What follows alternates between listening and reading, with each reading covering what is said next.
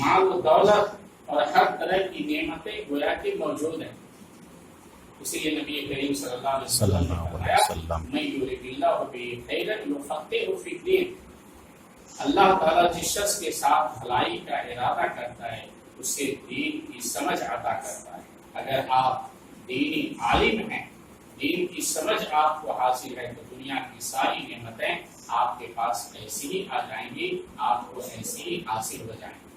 اور دیکھیں آپ سب پڑھے ہوں گے عمر بن عبدالعزیز رحمہ اللہ جب وہ حکومت کے اندر تھے اس وقت ان کے پاس ایک وقت آیا اور اس وقت کے اندر عمر بن عبدالعزیز رحمہ اللہ نے کہا کہ تم میں سے کوئی شخص بات کرنے کے لیے آگے بڑھے. تو ایک کم عمر کا ایک لڑکا آگے بڑھنا چاہا تو عمر بن عبدالعزیز رحمہ اللہ نے فرمایا فَلْيَتَقَدَّمْ مَنْ هُوَ أَكْبَرُكُمْ سِنًّا. تم میں جو شخص زیادہ عمر کا ہے وہ آگے بڑھے. اس کمسی لڑکے نے جواب دیا کہ امیر المومنین یاد رکھیں اگر معاملے کا دار و مدار عمر کے اوپر ہوتا تو آج اس منصب کے اوپر عمارت کی جو کرسی پہ آپ بیٹھے ہوئے ہیں اس کرسی پہ وہ شخص آج ہوتا جو آپ سے بھی زیادہ عمر دراز ہے. لیکن یاد رکھیں جب اللہ تعالیٰ نے بولنے والی زبان دے دی ہے، سمجھنے والا دل دے دیا ہے تو وہ اس کا مستحق ہے کہ وہ کلام کرے، بات کرے. عمر بن عبدالعزیز رحمہ اللہ کو یہ بات بڑی پسند آئی، اپنے سامنے بلایا اور انہوں نے چند اشعار کہے. ان میں سے یہ بھی تھا کہ تعلم فلیس المرء یولد عالما ولیس اخو علم کمن هو جاہل. کہ علم حاصل کر کوئی شخص ماں کے پیٹ سے عالم بن کر کے پیدا نہیں ہوتا اور ایک جاہل اور عالم یہ دونوں برابر نہیں ہو سکتے. تو میرے دوستو بھائیوں عزیز طلبہ ضرورت اس بات کی ہے کہ آپ محنت کریں، مشقت کریں اور اگر آپ قرآن پڑھتے ہیں، پڑھاتے ہیں، شرعی علم حاصل کرتے ہیں تو اللہ تعالیٰ آپ کو دنیا میں بھی عزت دے گا اور آخرت میں بھی اعلیٰ مقام کے اوپر فائز کرے گا. ایک موقع سے امیر المومنین عمر بن خطاب رضی اللہ تعالیٰ عنہ مکہ کے دورے پہ گئے تو مکہ شہر کا جو گورنر تھا اسے مکہ سے باہر ملاقات کے لیے بلایا. گورنر سے پوچھا کہ مکہ والوں کے اوپر تم نے کسے اپنی جگہ پہ قائم مقام بنا کر کے رکھا، کس کو قائم کیا؟ تو گورنر نے جواب دیا کہ ابن ابزہ کو میں نے اپنی کرسی پہ بیٹھایا.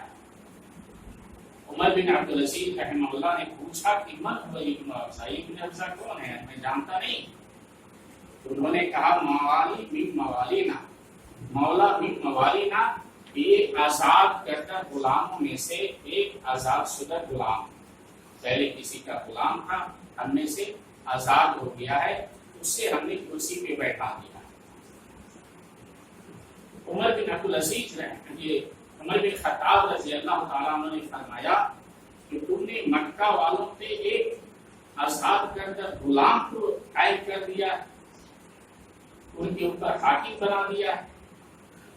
تو کہا امیر المومنین بات یہ ہے وہ عالم بکتاب اللہ وعالم بالفرائض، اور ایک روایت میں ہے حافظ لکتاب اللہ وعالم بالفرائض، کہ وہ جو آزاد شدہ غلام ہے، آزاد کردہ غلام ہے، وہ قرآن کا حافظ ہے اور فرائض کے بارے میں اس سے بہت زیادہ معلومات حاصل ہے.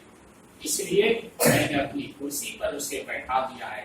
امیر المومنین عمر بن خطاب رضی اللہ تعالیٰ عنہ نے فرمایا الا ان نبیکم صلی اللہ علیہ وسلم قال، کہ یاد رکھو تمہارے نبی صلی اللہ علیہ وسلم نے فرمایا ہے ان اللہ یرفع بہذا الکتاب اقواما ویدع بہ آخرین، کہ اللہ تعالیٰ اس قرآن کے ذریعے، کتاب کے ذریعے کچھ لوگوں کو سربلندی عطا کرے گا جو اس کے اوپر عمل کریں گے، اسے یاد کریں گے اور جو اس سے دور بھاگیں گے اللہ تعالیٰ ایسے لوگوں کو ذلیل کر دے گا، پست کر دے گا۔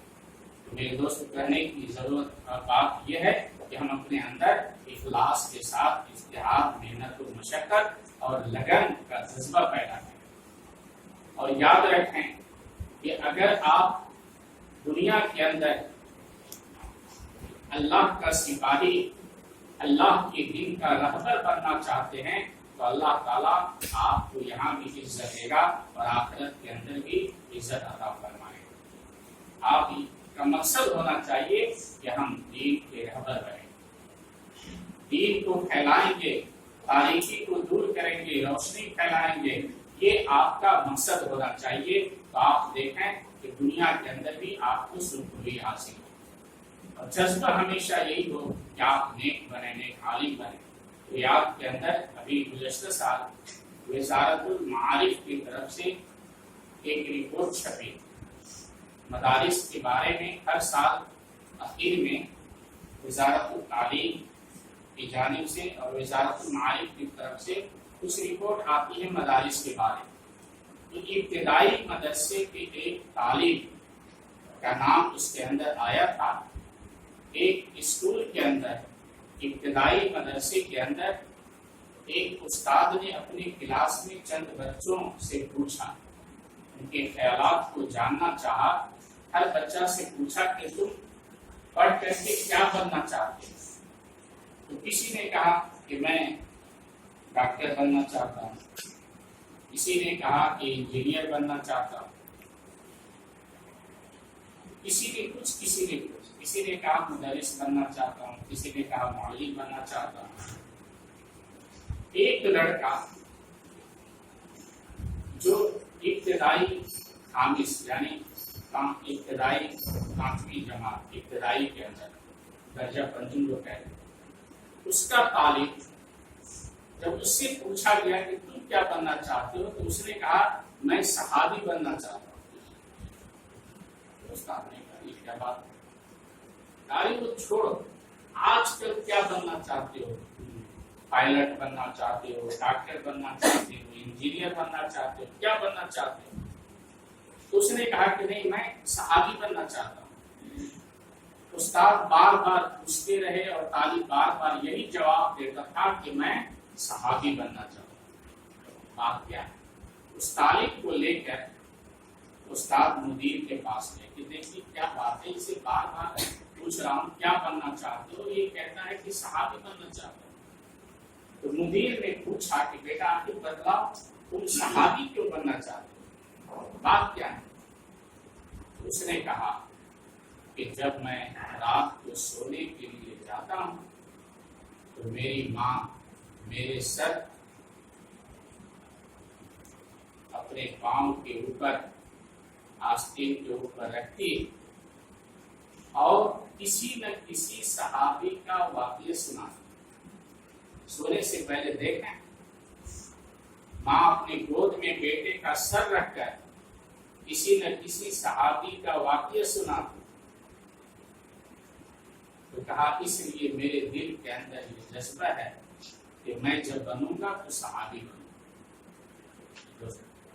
اس کے اوپر مدیر کی آنکھوں سے بھی آنسو نکل گئے اور مدیر نے باضابطہ وزارت المعارف کو لکھا کہ ایسی ماں جو تربیت کرنے والی ہے، قوم کو ایسی ماؤں کی ضرورت ہے، اور وزارت التربیت اور معارف نے اس خاتون کو بہت زیادہ انعام و اکرام سے نوازا۔ ضرورت اس بات کی ہے ہم اپنے اندر ایک جذبہ پیدا کریں، لگن پیدا کریں، ہمارا یہ حوصلہ ہو کہ ہم بنیں گے تو عالم دین بنیں گے، صحابی جیسے بنیں گے، نیک بنیں گے، دنیا کے اندر نیک بن کر کے ہم روشنی کو پھیلائیں گے، تاریکی کو ختم کریں گے۔